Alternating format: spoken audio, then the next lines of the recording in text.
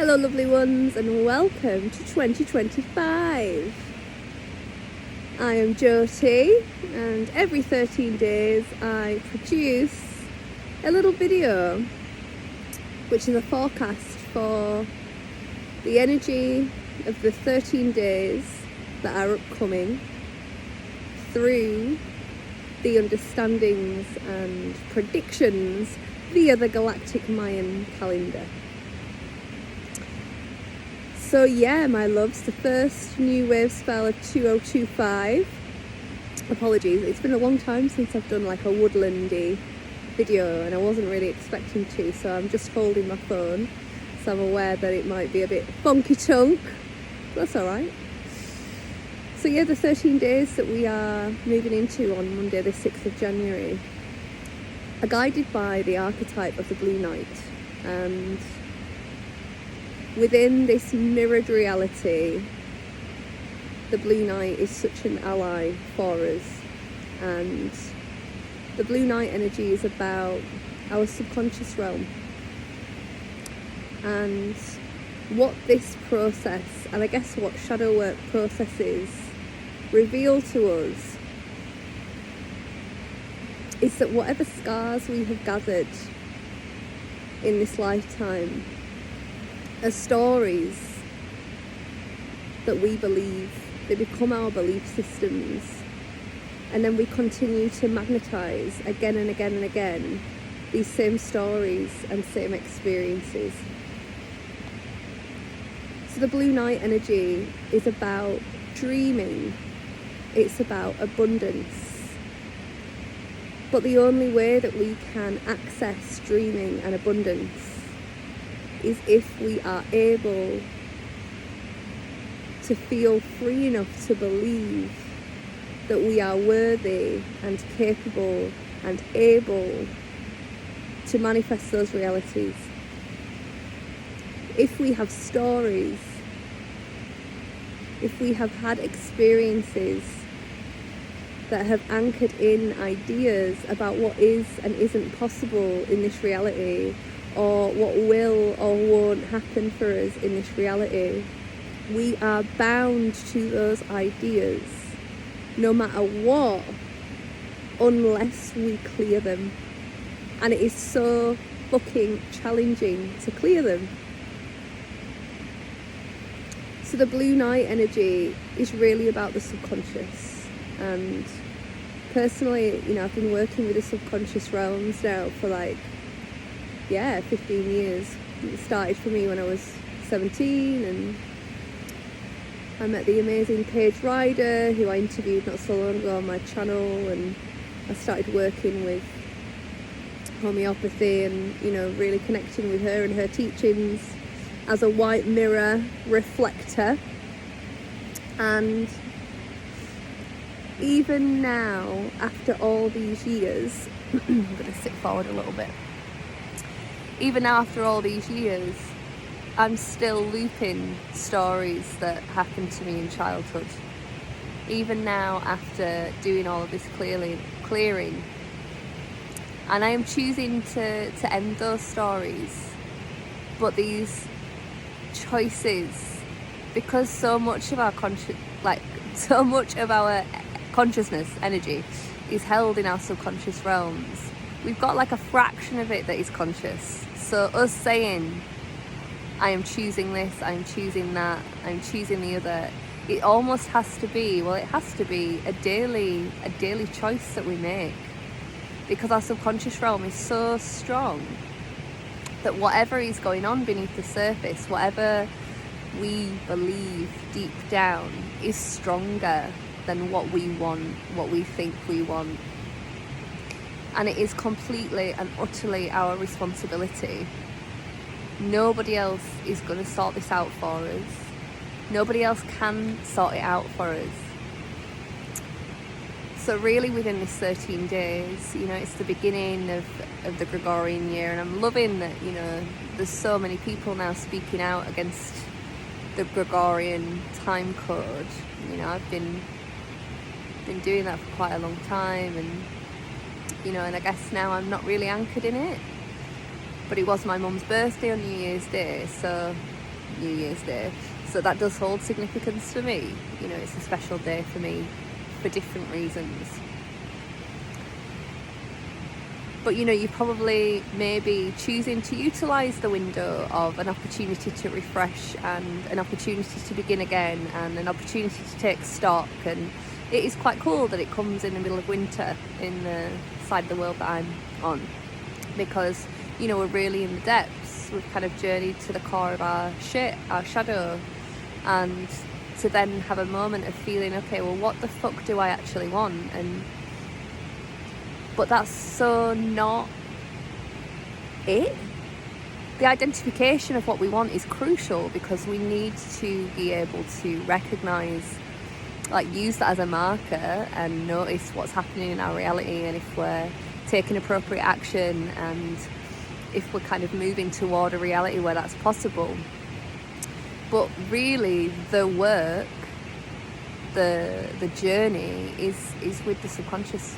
You know, it's with history, it's with the past. And I know a lot of people would sort of query that and be like, no, it's about being present.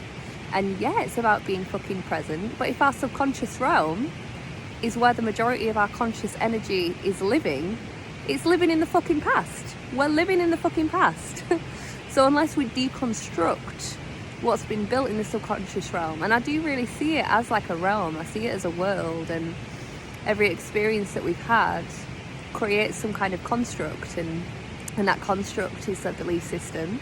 But I see it as like a landscape that's created, and if we don't actively dismantle that landscape, it's a landscape that's built through emotion, it's built through feeling, it's built through fucking shitty experience or positive experience. You know, the subconscious realm is also a space where we can have unlimited consciousness. If we clear the subconscious realm, then that energy can be utilized for consciousness, you know, and that's the realm of the dream time, where we can create, you know, like conscious manifestation. And the more consciousness that we've got to play with, the more energy that's been freed from the constructs of the past, the more fuel that we have to create in the present. And I know personally, I've moved fucking mountains, which is why I'm pretty mint at manifestation.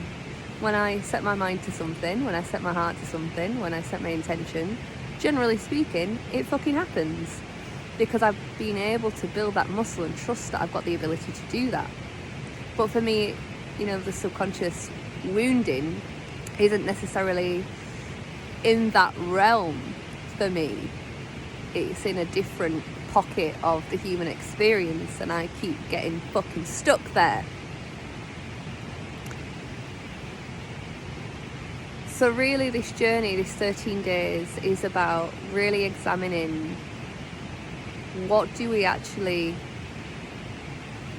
stories that we are actually still looping in, and what needs to be released for that to happen. And sometimes there are certain beliefs, you know, because the way that this whole thing works is we have the experience, we have the scar, we have the belief, and then we continue to magnetize it. So by the time that we're in our 30s, 40s, 50s, 60s, if we've been living with a certain belief system, we have so much evidence that says it's fucking true. So there's been some beliefs that have been coming up for me recently, and even though I understand the way that the subconscious mind works, and I get this shit, and I've journeyed so much of it, I am still fucking struggling to release certain limiting beliefs, because it feels so fucking true. Well, that happened, and then that happened, and then that happened, and then that happened, and that is just what's happened again and again and again and again and again. So obviously that means whatever. But it's the other way around. I decided it meant whatever, and that's why it has continued and continues to fucking loop. So as always, you know, within the way that I see reality, the most important thing is radical responsibility, epic responsibility, the recognition of whatever is happening to me in my world is because on some level I feel that that is what should be happening. And it is down to us to begin to break down those notions if they are not notions that are in alignment with what it is that we desire. And the way that we do that is emotional clearing. It's all about emotional clearing, you know. Emotional freedom technique, tapping, is something that I will always sing from the rooftops about, because it's such a profound way of clearing and releasing what is trapped. And sometimes it's fucking emotion. It's maybe not a story that comes out. It's a fucking feeling. And being able to feel our feelings is so challenging. It's so painful.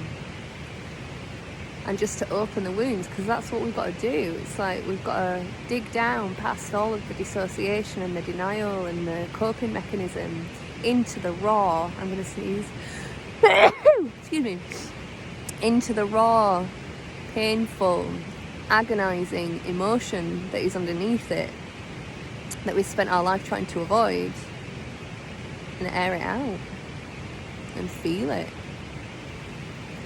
And then from the feeling of it, from the reality of it, from being with the reality of it, then it can begin to move. And it's down to us again to allow ourselves to feel and to put the responsibility, you know, if it was when we were children, the responsibility was not ours. It wasn't our fault. And to really know that and to give that energy back, but then to recognize that now, as an adult, it is our responsibility.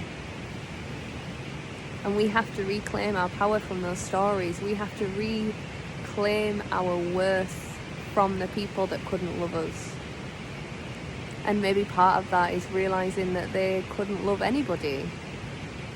Maybe that is realizing, but don't get caught in that either, you know. I think I spent so much of my early awakening, whatever the fuck that means, path, being like using compassion, feigned compassion, as another way to avoid. If I can immediately go into, oh, well, they couldn't love me because they weren't loved, then that allowed me to almost bypass the feeling and the agony that it caused and still causes, that the people that were meant to love me couldn't love me. And the wound of that is something that I think the majority of us share, and it manifests in such different ways, and it fucks us up in so many different ways. And what we end up believing through that is that we're not worthy of love. I'm not worthy of love because they couldn't love me. If I was worthy, they would have wanted to love me. They would have loved me. All of those stories are so strong within us as humans, but they're not true. And it's not enough to think it's not true. We have to go in, we have to feel it, we have to open it up. And then from that place, we then get to meet those parts of us. We then get to be enough for our fucking selves. They couldn't love me, but I can love me.